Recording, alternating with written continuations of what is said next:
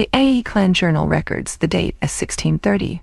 May 13. Fair skies over Edo. A Ronin walks into the clan courtyard and asks to die. His name is Hanshiro Tsugumo. He identifies himself as a former Fukushima retainer. His master's house fell, and he says he has lived in a back alley tenement ever since. Now Hanshiro states he wishes to die honorably by Harakiri on their ground. The clan does not welcome him. Not again. Will they never stop? He is calm. Too calm for a man begging for a blade. Poor enough to claim ruin. Composed enough to be playing something else. Is this honor? Desperation?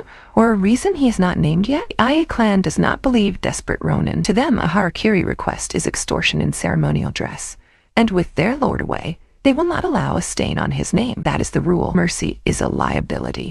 Nen Saito names a predecessor. Did Hanshiro know Motome Chijiiwa? Another Ronin from Hiroshima. Another man who claimed to have served the former Lord Fukushima. Nen, the connection hangs in the air, unanswered. Is this another bluff to shut down? Or has the clan's armor against beggars hardened into something colder? Honor and poverty are set against each other, and the judgment stays open. What is Hanshiro really here for? And what did the clan do to the last man who asked? Saito drops a name into the room. Motome Chijiiwa. Did Hanshiro know him? A Ronin from Hiroshima, who said he served Lord Fukushima. The clan had welcomed him, a bath, an immediate audience. Then Motome begged for a day or two, promised he'd come back. And the answer was no. No delay allowed. Back in the courtyard, Hanshiro doesn't take the bait. He says it plainly. The sword in his belt is not made of bamboo. It reframes everything. And a calm starts to feel like knowledge. What does Hanshiro know about Motome that the clan isn't saying? He asks for a day, maybe two, time to settle things. Then he will return. The clan says no, there can be no delay. When he hesitates, they raise the stakes with a name. Master swordsman Hayato Yasaki will cut him down if he refuses. So Motome kneels. Then the blades come out, and they will not cut tofu, bamboo.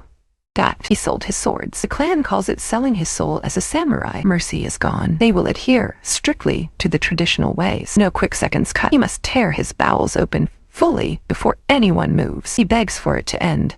Strike me. The answer is cold and procedural. Pull the blade across. This is not honor correcting a Ronin. It is an institution choosing cruelty and calling it tradition, forcing a man to die slowly with bamboo in his hands. Hanshiro names his second, Hikakuro Omadaka. The clan says Hikakuro is ill, down with fever and joint pain, not in attendance. Choose someone else.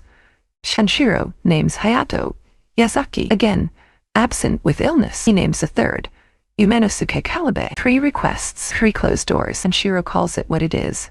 A very odd coincidence. Then the clan is pressed to say why these names matter. Hikakuro was the one who first insisted Motome be forced to commit harakiri. Yasaki was the one who discovered the blades were bamboo and insisted he use them. Kalabe was quick to agree. 3 men tied to the same death. 3 men, all mysteriously sick. On the same morning, Hanshiro asked for each of them by name. He promised Janai he would watch over Motome, and that promise became his life. When a path opened to make his daughter a concubine for connections, Hanshiro refused. He arranged Motome and Miho's marriage instead. A real family took root.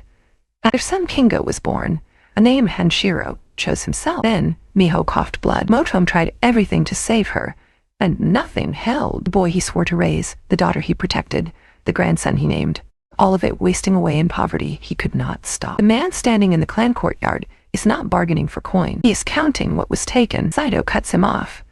This is extortion, he says.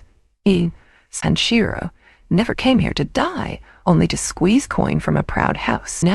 Hanshiro doesn't flinch. He's prepared to die, he says, and he will need a skilled swordsman to take his head when the moment comes. He is not performing harakiri to atone for any crime. He is here by choice. The room tightens. If the clan will not listen, Hanshiro says plainly, he will fight desperately to the death. Right here in the courtyard. No bluff, no retreat. 1 Ronin against the house guard, if he must. Ani offers a bargain. Instead of blood, let him speak. Let him finish his story. And he gives his word. He will disembowel himself after. No tricks, no delay. And Saito weighs it. A dead extortionist is clean. A live one swinging a sword in the main hall is a scandal. The standoff holds a beat too long, then breaks. Make it short, Saito says. Fall back. The blades lower. For now, not a single one of you asked why Motome wanted a delay. Hanshiro turns the accusation back on the house of E, and the room goes still. Motome's wife was gasping for breath, his son burning with fever, and Motome meant to return once. He had helped them. That was his crime. He went mad with grief, Hanshiro says, and praises him for it. He was a samurai, yes, but he was also a man of flesh and blood who could not live on air, and for that you forced him to disembowel himself with bamboo. Samurai honor, Hanshiro says, is ultimately nothing but a facade. He means to finish what he started. He can hardly wait to join Motome, Meiho, and Kingo. But first, he has something that belongs to the house. He did not take their lives. He took only their top knots. Hayato Yazaki's, 6 days ago. Umina Sukalabe's, 5 days ago, on May 8th. Hikakuro Omodaka's cost him more trouble. That master swordsman. The 3 men the clan claimed were ill have been shamed, and Hanshiro is the one who did it. Hanshiro stands alone in the hall and says it again, clear enough for the record. Even in the House of E, with its men claiming illness while their top knots grow back, samurai honor is nothing more than a facade. Nen, the clan does not answer with argument. Cut him down. The order drops flat. Nen? The hall erupts. Steel clears scabbards all at once, and Hanshiro meets them. He does not run. He does not beg. He cuts a path through the men who forced Motome to die with bamboo in his hands, and the price climbs with every step. The courtyard that watched a slow execution now watches a reckoning. When it ends, the silence is heavy. Hanshiro Tsugumo has been killed. The report that follows is blunt and cannot be softened.